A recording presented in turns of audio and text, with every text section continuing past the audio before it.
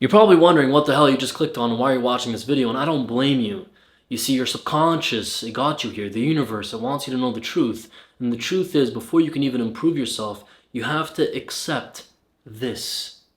Understanding why certain people are invisible and why other people are treated like gods. And to understand this, before we even look at the the attraction spectrum and all that shit, we got to look at this, the different archetypes in men. Because each archetype is going to have distinct treatment from both men and women, and we're going to cover that right now. It's a very complicated thing, but I've set it up in a very simple manner.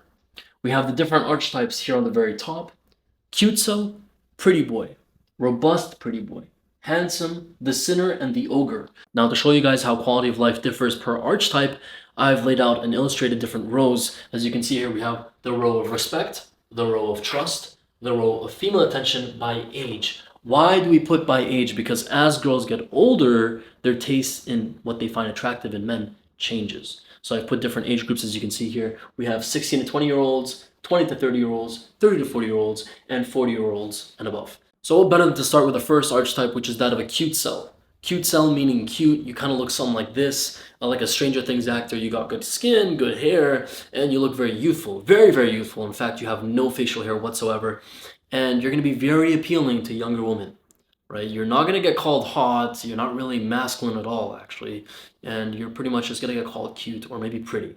And then we have pretty boy, after cute cell, but we'll get onto that in just a second, because they're very similar. A pretty boy and a cute cell, they're very similar. The difference between a cute cell and a pretty boy is that of a faint line, as you can see.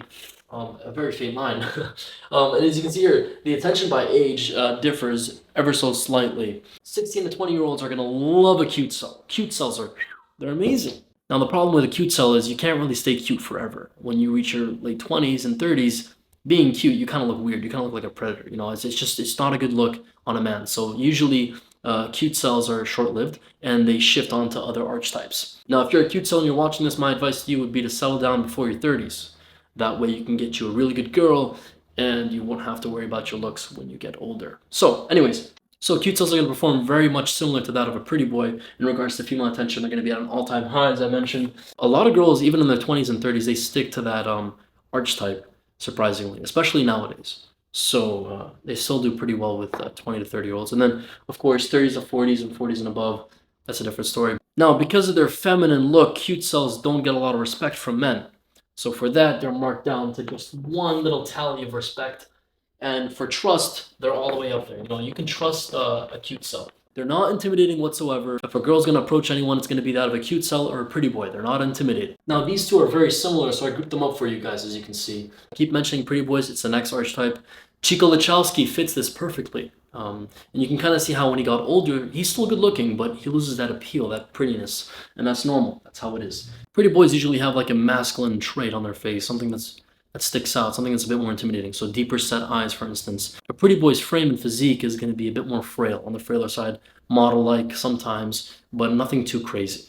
But if they get their physique down, then they can transcend from that of a pretty boy to a closer, robust pretty boy kind of look. This is a subcategory, and you're going to see a lot of TikTok guys that are idolized by this community, this looks maxing community. They're going to fall into this category. They're no longer frail or slender, like they have a good frame and physique. They have a bit more facial hair on their face, a bit more dimorphism, but they're still going to be called pretty, right? They're maybe a bit hot because of their body, but generally speaking, their face is going to be pretty. So he's still going to do really well with girls ages 16 to 20, maybe not as good as the pretty boy and the cute cell. Attention is going to be at an all-time high for that of a robust pretty boy when it comes to ages of 20 and above from girls, because he still has that soft edge on his face. But because of that masculineness, his trust factor does go down to 4 notches. And then for respect, he's going to go up just by one. Now, the respect for robust pretty boys is changing nowadays with social media, but the average normie isn't going to understand the level of respect that a robust pretty boy demands. It's not in their mind. They don't understand it. He's still a pretty boy. He's still feminine looking. He has that soft edge, so guys aren't going to respect it for shit. Moving on, we have this Hollywood archetype. I'm going to call it handsome because when girls describe this face, they call it handsome. They don't really call it pretty or cute. That's the face you're going to be seeing in Hollywood pictures. As you can see here, the face is usually broader and they have facial hair. Sometimes they're groomed. They're looking really good. They're more masculine. They wouldn't be described cute or pretty. They're just handsome. right? You could tell he's a good-looking man. He has testosterone, and for that reason, he has more respect, as you can see, as opposed to the other archetypes. But the trust goes down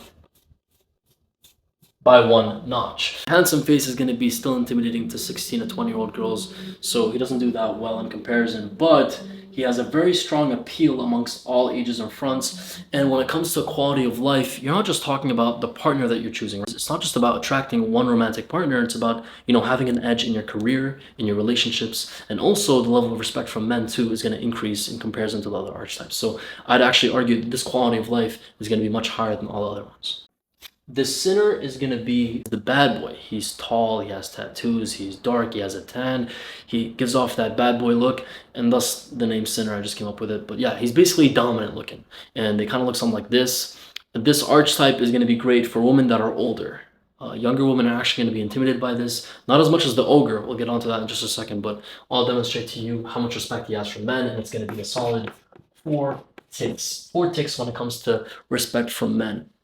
He has a strong presence with that rugged look, that beard, and the tattoos, of course. And then when it comes to trust, it's going to be an all-time low of 2, if not 1, honestly.